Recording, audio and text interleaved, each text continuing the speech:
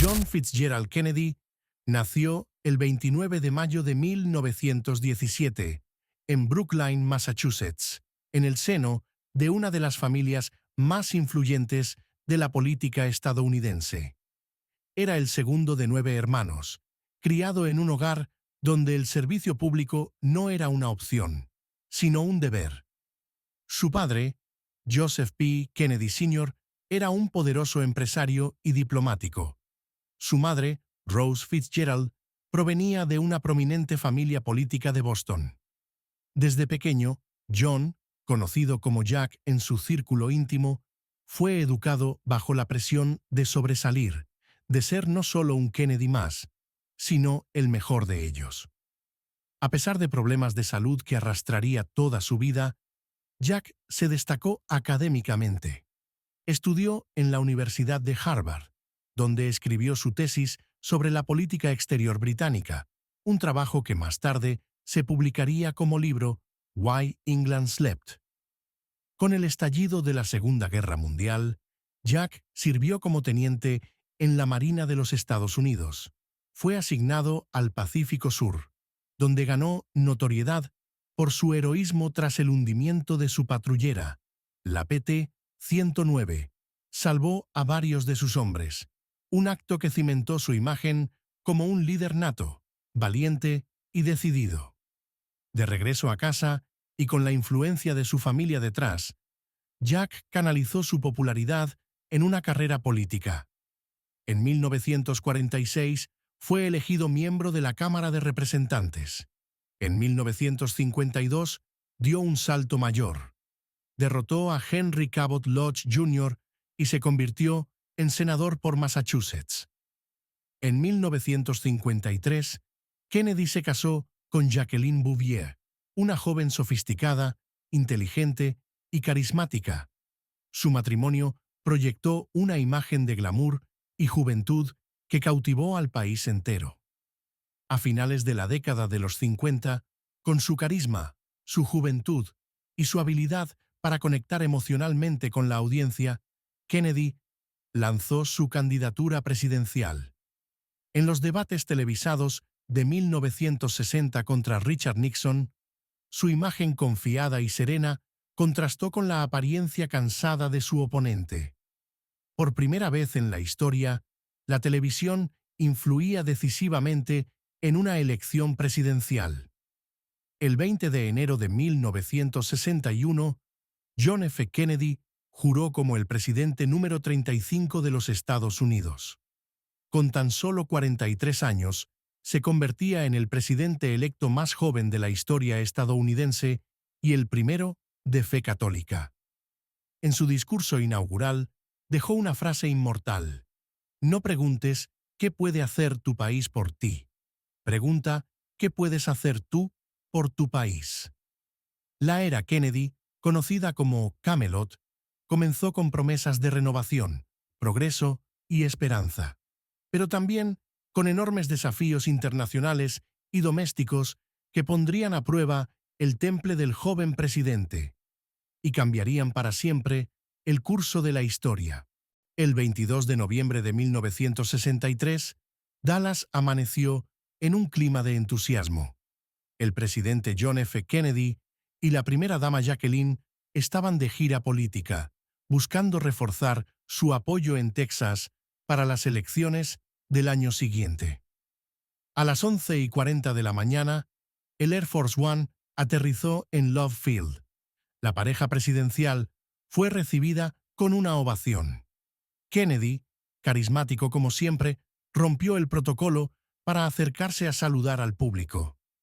La caravana, compuesta por 10 vehículos, inició su recorrido hacia el Trade Mart, donde el presidente ofrecería un discurso.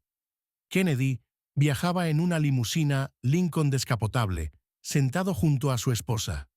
Frente a ellos, el gobernador de Texas, John Connally, y su esposa, Nellie. El trayecto era cuidadosamente planeado, hasta llegar a Dealey Plaza, un lugar que cambiaría la historia para siempre.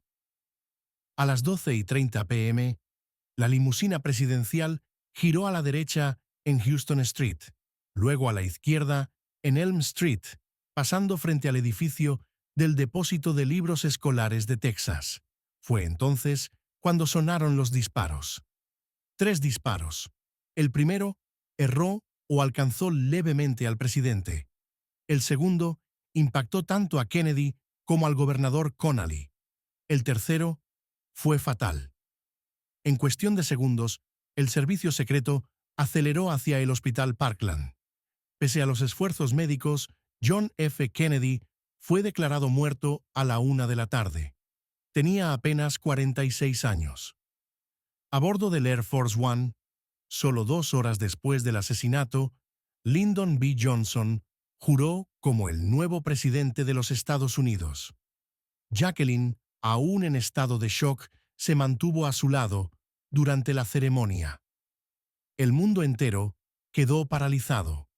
El asesinato de Kennedy no solo truncó una presidencia, sepultó también los sueños de una generación que había creído en la esperanza, en el cambio y en el futuro.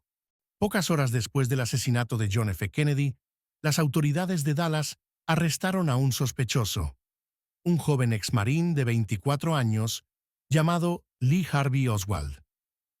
Oswald fue capturado en el Teatro Texas, donde había entrado sin pagar. La policía lo acusó primero del asesinato del oficial J.D. Tippit y poco después del asesinato del propio presidente. Frente a las cámaras, Oswald negó rotundamente su culpabilidad. Se declaró un chivo expiatorio y pidió acceso a un abogado. Sus palabras, transmitidas en directo, dejaron una sensación de incertidumbre que todavía persiste. La policía, bajo una presión inmensa, se apresuró a preparar su traslado a la cárcel del condado. La seguridad era mínima y la cobertura mediática total. El 24 de noviembre de 1963, apenas 2 días después del magnicidio, cientos de periodistas y agentes se agolparon en el sótano del cuartel general de la policía de Dallas para documentar la transferencia de Oswald. A las 11:21 de la mañana, en una fracción de segundo que quedó inmortalizada en cámaras de todo el mundo, un hombre se abrió paso entre los presentes. Era Jack Ruby, dueño de un club nocturno. Ruby sacó un revólver y disparó directamente al abdomen de Oswald frente a millones de espectadores. Oswald fue llevado al mismo hospital donde había muerto Kennedy 2 días antes. Pero sus heridas fueron mortales. Fue declarado muerto a la 1:07 de la tarde. Ruby afirmó haber actuado por impulso, asegurando que su intención era vengar a la nación y salvar a Jackie Kennedy de tener que testificar. Sin embargo, su improvisada justificación dejó muchas preguntas sin respuesta. Con la muerte de Oswald, también moría la oportunidad de un juicio que podría haber esclarecido, o complicado aún más, los verdaderos responsables detrás del asesinato de JFK. El misterio solo se profundizaba. Tras el asesinato de Kennedy y la sorpresiva muerte de Lee Harvey Oswald, el gobierno de Estados Unidos enfrentaba una crisis de credibilidad. La presión pública exigía respuestas claras, rápidas y convincentes. En respuesta, el presidente Lyndon B. Johnson creó la Comisión Warren en 1963, presidida por el entonces presidente de la Corte Suprema, Earl Warren. Su tarea era monumental: investigar todos los aspectos del crimen y restaurar la confianza en las instituciones. Durante 10 meses, la comisión analizó miles de documentos, entrevistó a cientos de testigos y reconstruyó meticulosamente los eventos del 22 de noviembre.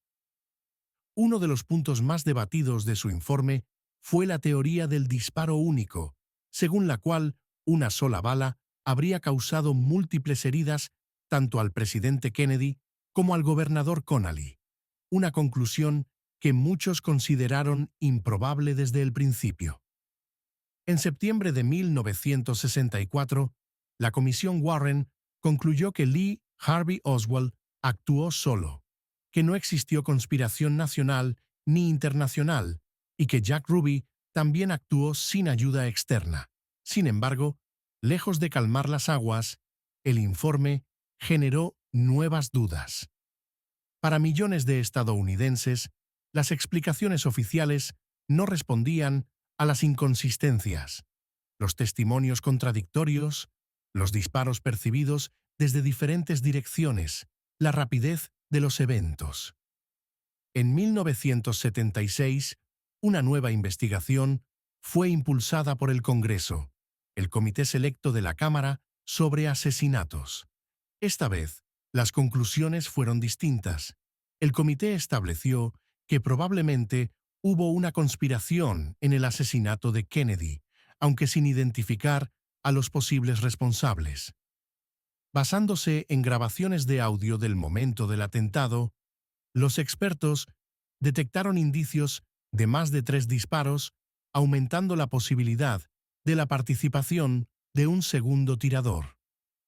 Más de 6 décadas después, y a pesar de múltiples comisiones y miles de páginas de investigación, la verdad oficial sigue siendo cuestionada.